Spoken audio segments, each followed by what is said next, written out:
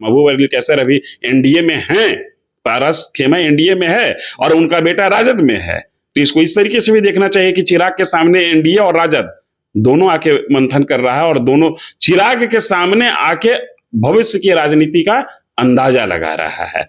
इसके पहले पारस खेमा के ही सांसद हैं वीना सिंह वैशाली से, उनके पति दिनेश सिंह जो कि एमएलसी हैं जदयू से, वो भी चिराग से मिल चुके हैं, वो भी तस्वीर सामने आई और थी। उससे पहले वीना देवी के बेटे और उसके पहले वीना देवी के बेटे। ये तमाम चीजें इस बात को बता रही है कि पारस खेमा कितना खोखला है।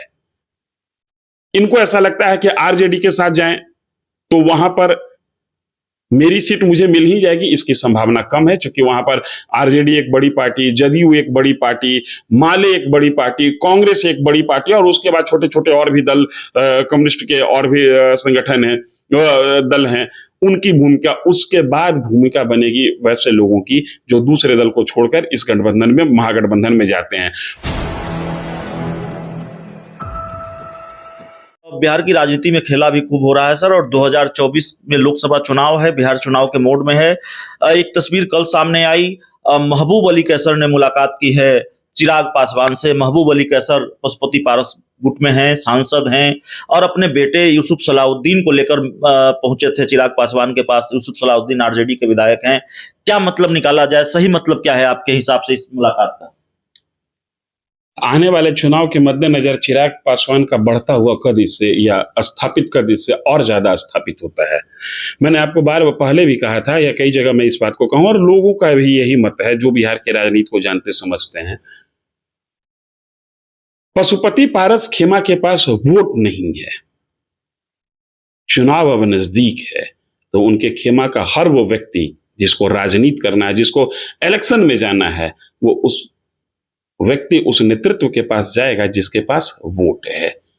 इनके तमाम सांसदों को अपने पुराने फोल्ड में लौटना होगा। आप महबूब अली कैसर की बात कर रहे हैं, वो अपने बेटे के साथ गए थे। महबूब अली कैसर अभी एनडीए में हैं, पारस खेमा एनडीए में है और उनका बेटा राजद में है। तो इसको इस तरीके से भी देखना चाहिए कि चिराग के सामने एनडीए और राजद दोनों आके मंथन कर रहा है और दोनों चिराग के सामने आके भविष्य की राजनीति का अंदाजा लगा रहा है। इसके पहले पारस खेमा के ही सांसद हैं वीना सिंह वैशाली से, उनके पति दिनेश सिंह जो कि एमएलसी हैं जदयू से, वो भी चिराग से मिल चुके हैं, वो भी तस्वीर सामने आई और थी। उससे पहले वीना देवी के बेटे और उसके पहले वीना देवी के बेटे। ये तमाम चीजें इस बात को बता रही है कि पारस खेमा कितना खोखला है और चिराग पासवान के पास वोट बैंक कितना मजबूत है। चुनाव नजदीक है, हर खोखले व्यक्ति को अपने पाइप के अंदर वोट ठोस रूप में भरना होगा, इसलिए ये लोग चिराग के पास जा रहे हैं। इन लोगों को ऐसा लग रहा है कि चिराग के पास जाने के बाद एनडीए से जिस तरीके से हम पिछली बार चुनाव लड़े थे वो सीटें हमारी एनडीए के नाम पर बची हुई रह जाएंगी, क्योंकि रामविलास पासवान के साथ ही रामविलास पासवान के नेतृत्व में पिछला लोकसभा चुनाव लड़ा गया था और उस समय इन लोगों को 6 सीटें मिली थी। इनको ऐसा लगता है कि आरजेडी के साथ जाएं तो वहां पर मेरी सीट मुझे मिल ही जाएगी, इसकी संभावना कम है, क्योंकि वहां पर आरजेडी एक बड़ी पार्टी, जदयू एक बड़ी पार्टी, माले एक बड़ी पार्टी, कांग्रेस एक बड़ी पार्टी और उसके बाद छोटे छोटे और भी दल, कम्युनिस्ट के और भी संगठन है, दल हैं, उनकी भूमिका उसके बाद भूमिका बनेगी वैसे लोगों की जो दूसरे दल को छोड़कर इस गठबंधन में, महागठबंधन में जाते हैं।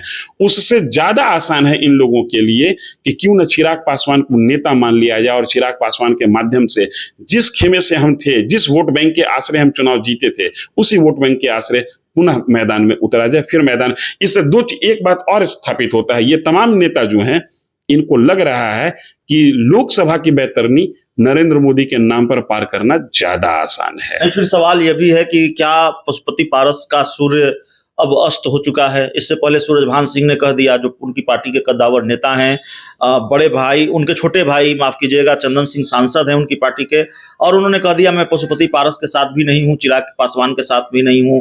अब महबूब अली कैसर चिराग पासवान से मिल रहे हैं, सूर्यास्त मान लिया जाए? किसी के कहने से ना सूर्यास्त होता है ना सूर्योदय होता है। सूर्यास्त और सूर्योदय की उपस्थिति और स्थिति जो है वो स्वयं अपने आप को परिलक्षित करता है, दर्शाता है।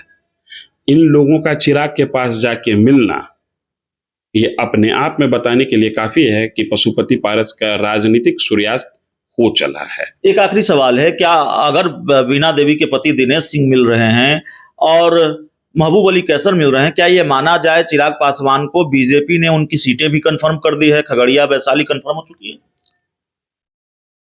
ये देखिए, इसके बारे में अभी स्पष्ट तौर पर कुछ भी कहना मुश्किल है कि हो चुकी है नहीं हो चुकी है, लेकिन इतना हम जरूर कह सकते हैं कि ये लोग अगर पुनः चिराग पासवान के पास चले जाएं तो चिराग पासवान पुरानी जीत का हवाला देते हुए उन सीटों को बीजेपी या एनडीए में अपने पास रखने में कामयाब हो सकते हैं। और शायद यही कैलकुलेशन इन लोगों के पास भी है, इसीलिए चिराग के पास जाना चाह रहे हैं।